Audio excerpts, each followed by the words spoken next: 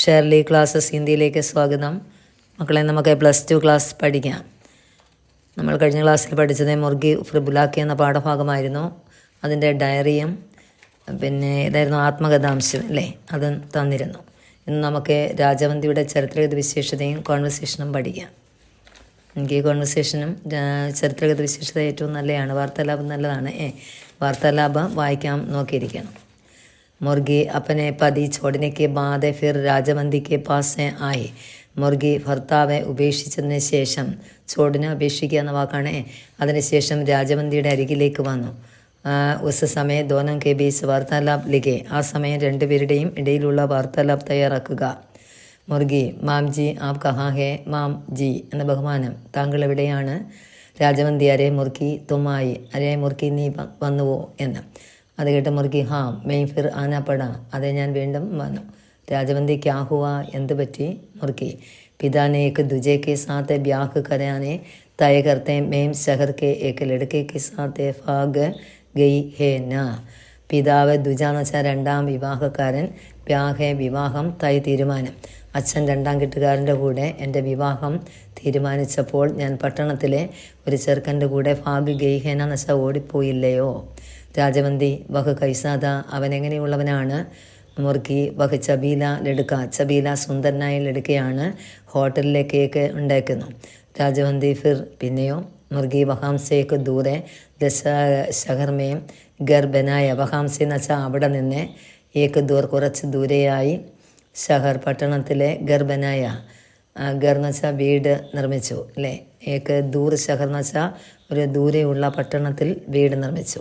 രാജവന്തി വഹ അച്ഛാദ, അത് നല്ലതല്ലേ എന്ന്. മുർഗി വഹ പിച്ചലെ ഹഫ്തെ ദസഹറെ ദേഖനെ ലേഗയ.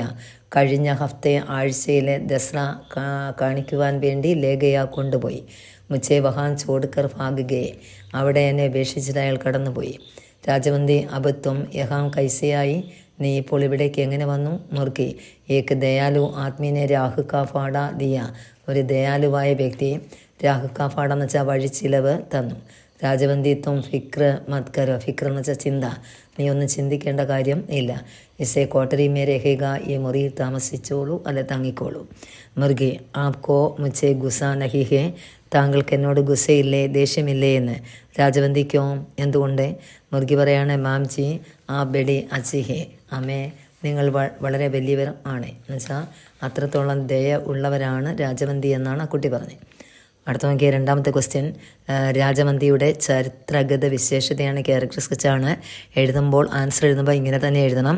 രാജവന്തിക്ക് ചരിത്രഗത വിശേഷത എന്ന ടൈറ്റിൽ കൊടുക്കുക. അതിനുശേഷം വേണം താഴേക്ക് എഴുതാൻ. നോക്കി, രാജവന്തി കുമാർ കി മാം ഹേ. രാജവന്തി കുമാറിൻ്റെ അമ്മയാണ്. വഹയേക്ക് ഫോലാഫല സ്ത്രീ ഹേ. അവരൊരു നിഷ്കളങ്കയായ സ്ത്രീയാണ്. ഫോലാഫല നിഷ്കളങ്ക. മുർഗി കോ നൗക്കറാനി കെ സമാൻ നഹീം ബേട്ടി കെ സമാൻ പാൽത്തി. മുർഗിയെ നൗക്കറാനി ജോലിക്കാരിയുടെ സമാൻ എന്ന് വെച്ചാൽ ജോലിക്കാരിയെ പോലെയല്ല, ഒരു മകളെ പോലെയാണ് പാൽത്തി എന്ന് വെച്ചാൽ വളർത്തിയത്, സംരക്ഷിച്ചത്. മുർഗി അപ്പനെ ഗർ കെ സദസ്യ മാന്തിതേ. എന്ന് വെച്ചാൽ അവർ മുർഗിയെ അവരുടെ വീട്ടിലെ സദസ്യ എന്ന് വെച്ചാൽ അംഗമായി അംഗീകരിക്കുകയും ചെയ്തു. സഫി ബാത്തും പർ ധ്യാൻ കർത്തി ഥി. എല്ലാ ബാത്ത് എന്ന് വെച്ചാൽ കാര്യത്തിലും ശ്രദ്ധയും ഉണ്ടായിരുന്നവൾ ആയിരുന്നു. മുർഗി ലഡ്കോं के साथ भागते समय वे उसकी भविष्य के बारे में सोचकर व्याकुल थी.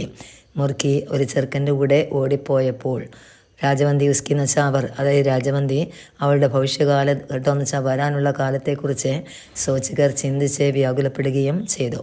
മുർഗിയിൽ അവിടുത്തെ സമയം അപ്പനി കോട്ടരിക്ക് ചാബി ദി. മുർഗി മടങ്ങി വന്നപ്പോൾ ആ കോട്ടരിയുടെ ചാബിയും താക്കോലും നൽകി. മുർഗി ജീത്തെ സമയം തക്ക് സംരക്ഷണം കർണേ കാ വചൻ ദിയ. മുർഗി ജീത്തെ സമയം വെച്ചാൽ മുർഗി ജീവിച്ചിരിക്കുന്ന സമയം തക്ക് വരെ സംരക്ഷിക്കാം എന്ന് വാക്ക് നൽകുകയും ചെയ്തു. രാജവന്തി കാ മൻ കരുണ സഹാനുഭൂതി പ്രേം സേ ഭരി. രാജവന്തിയുടെ മനസ്സെ കരുണയും സഹാനുഭൂതി അനുകമ്പയും പ്രേമസ്നേഹം കൊണ്ട് നിറഞ്ഞതും ആയിരുന്നു.